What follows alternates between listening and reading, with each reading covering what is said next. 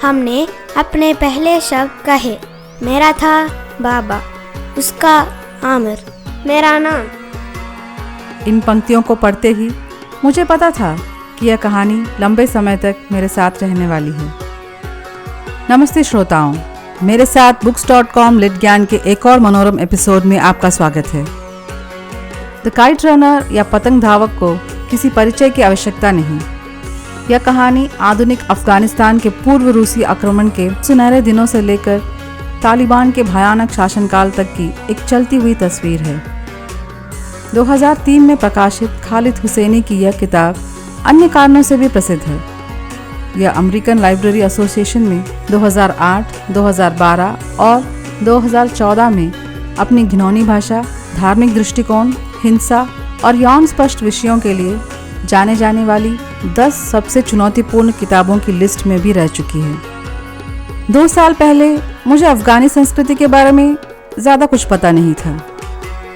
मुख्यधारा में अफगानी परिप्रेक्ष्य, जो एक कम ज्ञात वातावरण है, लाने के लिए हुसैनी को मेरी बधाइयाँ। उनकी किताबें पढ़कर आज तक बहुत ही गलत समझे गए एक देश के संघर्षों और अफगानियों के दुखों से मैं खुद को जोड़ पाई हूँ। आमिर के साथ मैं उन जगहों से गुजरी हूँ जहाँ काबुल के सुल्तान खेलते थे और जहाँ शाहनामे पढ़ते थे। मैंने उन सुंदर क्षणों को संजोया है और शानदार ख़बाब का स्वाद चखा है। मैंने उन सड़कों की यात्रा की जहाँ वह भयानक घटना घटी। इससे पहले कि हम कहानी में शामिल हों, अफगानिस्तान के 2 अलग जातीय समूह के बारे में जानना ज़रूरी है, पश्तून और हज़ारा। वे अपने धार्मिक विश्वासों, सांस्कृतिक प्रथाओं, सामाजिक स्थिति और यहाँ तक कि शारीरिक आकार और वेशभूषा में बहुत भिन्न हैं। पश्तून सुन्नी मुसलमानों का सबसे बड़ा समूह है। दूसरी ओर हज़ारा शिया मुसलमानों का अल्पसंख्यक समूह है।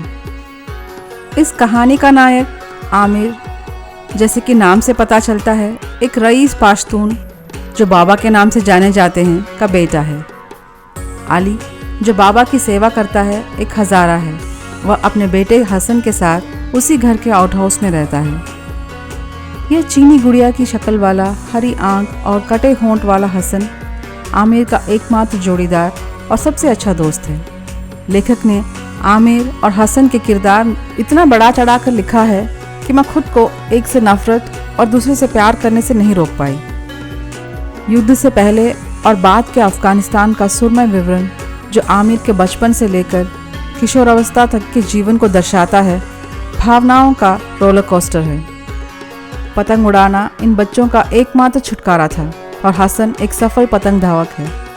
आप जानते ही होंगे कि पतंग धावक पतंग उड़ाने वाले का सहायक होता है। जब कोई पतंग कटता है, पतंग धावक उस पतंग का पीछा कर गिरने के बाद उसे उठा लाता है।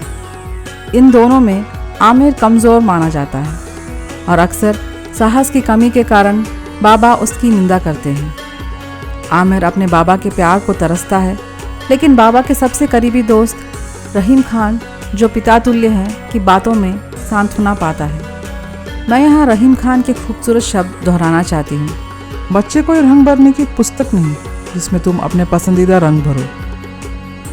बाबा जिस स्नेह के साथ हसन से पेश आते हैं, वह आमिर अपने लिए चाहता है। यहाँ तक कि बाबा हसन को जन्मदिन पर उपहार के रूप में उसकी फांक होंठ की सर्जरी कराते हैं। जब अफगानिस्तान का राजा रूसियों से परास्त हो जाता है, तब से वहाँ का माहौल बदलने लगता है। एक दिन आमिर और हसन खेल रहे होते हैं, तब उनका सामना आसिफ, वली और कमल से होता है। आसिफ आमिर को हसन, जो एक हज़ारा है, के साथ घूमने के लिए पीटने की धमकी देता है। चूँकि हसन गुलेल चलाने में माहिर था, उसका गुलेल आसिफ को रोक देता है। 1975 की सर्दियों के दौरान पतंग लड़ाने का टूर्नामेंट होता है।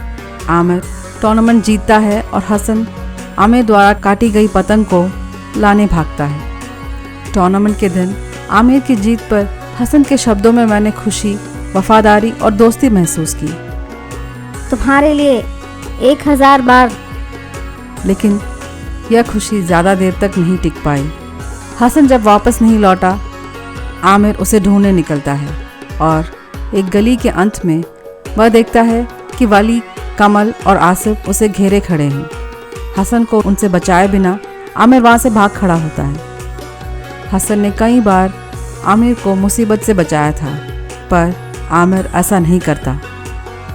इस बार आमिर की कायरता और अपने पिता को खुश करने का प्रयास गलत साबित होता है। इससे परिवार की शांति भंग हो जाती है और सब कुछ तबाह हो जाता है। जल्द ही आमिर और हसन अलग हो जाते हैं। हसन एक सच्चा दोस्त था।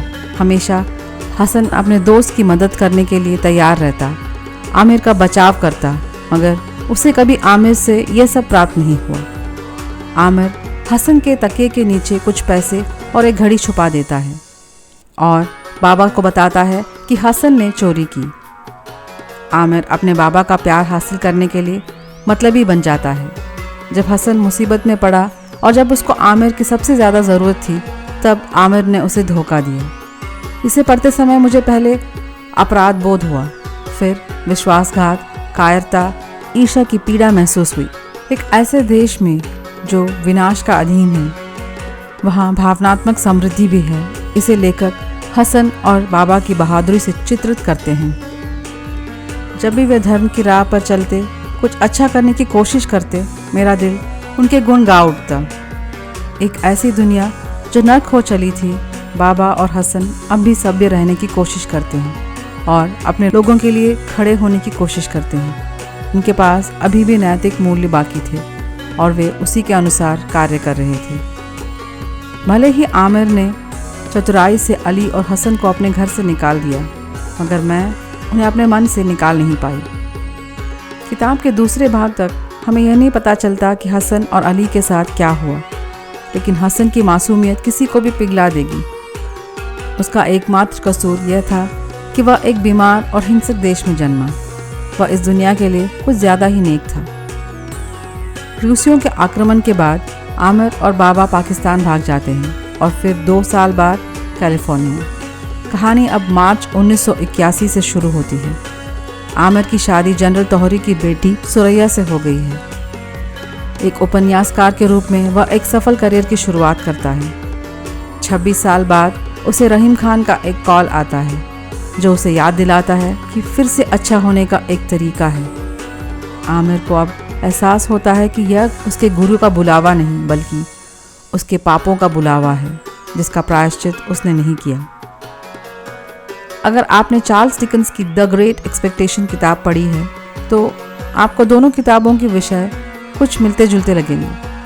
विभिन्न परिवेशों और युगों में लिखे जाने के बावजूद दोनों कहानियों में नायक अपने दोस्तों को छोड़ देते हैं। किसी के जीवन में पहचान की कमी कैसे बवाल लाती है और कैसे किसी की पहचान के लिए परिप्रेक्ष्य की परिपक्वता आवश्यक है, इन उपन्यासों में आम विषय है।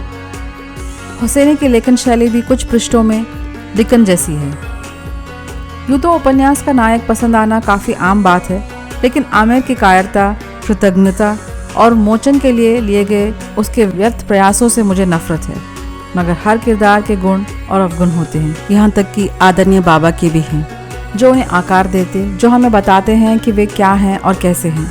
आमिर अपने पापों का प्रायश्चित करने के लिए काबुल फिर से आता है, इस बार हसन के बेटे सौरभ को बचाने के लिए। इस किताब में अफगानिस्तान की तबाही, कटु अनुभव, उदासी और अन्य भावनात्मक आघातों का वर्णन है, जिसके कारण मुझे खुद को आगे पढ़ने के लिए प्रेरित करना मुश्किल रहा। मेरा गला बैठ गया, आंसू मेरे गालों से लुढ़क गए। फिर भी मुझे जानना था कि आमिर और सौरभ के साथ क्या हुआ, और अंत में ऐसा लगा जैसे मुझे पाप मुक्ति मिल गई। द काइट रनर बार बार दोहराता है कि कभी किसी को उसके रूप से मत जांचो। इसीलिए मेरा कहना है कि आप इस किताब के कवर से इसके अंदर क्या है जांचने की गलती ना करें। 2 नन्हे दोस्त, एक अकथनीय रहस्य और मोचन के लिए नायक की खोज पढ़ने में सजीव और काव्यात्मक है। साहित्यिक पहलू से संयोग के साथ साथ प्रतीकवाद और पूर्वाभास इस पुस्तक में प्रचुर मात्रा में है। हसन के फांक होठ उसकी गरीबी को दर्शाता है, जो उसे आमिर से अलग करता है। बाद में जब आसिफ आमिर के होंठ काटता है, तो आमिर की पहचान हसन के साथ विलय हो जाती है।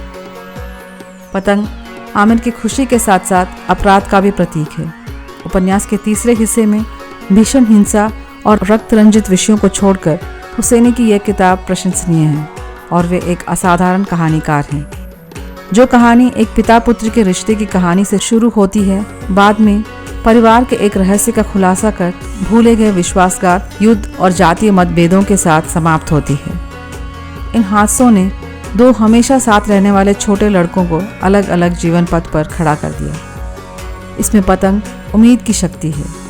इस पुस्तक का सबसे अच्छा संदेश यह है कि जब लोग अपने प्रियजनों को उनके व्यक्तिगत मूल्यों के लिए महत्व देते हैं, ना कि समाज में उनके वर्ग या स्थिति के लिए, तो वे सार्थक और पूर्ण संबंध बनाते हैं और अपने जीवन में अधिक मन की शांति प्राप्त करते हैं। खालिद हुसैनी की इस कहानी में दोस्ती, साहस, अपराध, विश्वासघात और प्रायश्चित के सार्वभौमिक विषय शामिल हैं। मैं निश्चित रूप से इस किताब को फिर से नहीं पढ़ूंगी। मुझे गर्व है कि मैंने इसे पूरा तो किया। अगर आप दर्द से निपट सकते हैं तो यह किताब पढ़िएगा। आपको ऐसे लगेगा जैसे कि आप एक ऐतिहासिक घटना में हिस्सा ले रहे हैं। लेकिन यदि आप कमज़ोर दिल वालों में से एक हैं तो बेहतर है कि आप इसे ना पढ़ें, क्योंकि यह किताब आपका दिल तोड़ने वाली है। खैर, समीक्षा यहाँ समाप्त होती है और मैं आपको बता दूँ, यह किताब 42 भाषाओं में उपलब्ध है। इस समीक्षा के बारे में अपने कमेंट्स शेयर करना ना भूलें। फेसबुक, इंस्टाग्राम और यूट्यूब पर भी आप हमारा books.com फॉलो कर सकते हैं। आप मुझे books.com/subhashini@gmail.com पर पुस्तकों की सूची भेज सकते हैं जिनकी आप समीक्षा चाहते हैं। अंत तक बने रहने के लिए धन्यवाद। books.com के अगले एपिसोड में मिलते हैं। तब तक सायोनारा।